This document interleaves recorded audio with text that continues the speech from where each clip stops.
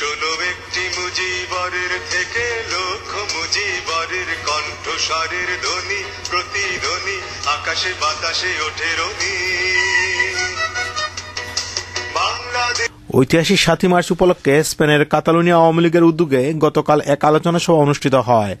এতে সভাপতিত্ব করেন সংগঠনের সভাপতি আবুল কালাম আজাদ।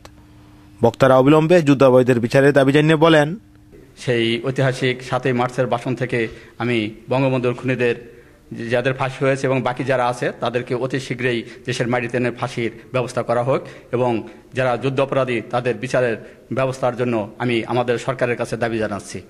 বাংলাদেশে মুক্তিযুদ্ধের সঠিক ইতিহাস তুলে ধরবেন, আমরা যে প্রবাস থেকে এগুলো দেখতে পারি এবং প্রজন্ম সবাই যে জানতে পারে। এছাড়া প্রবাসীদের ভোটাধিকার বাস্তবায়নের দাবি জানানো হয়। রূপচাঁদ দাস, রূপক, বাংলা টিভি, বার্সেলোনা, স্পেন।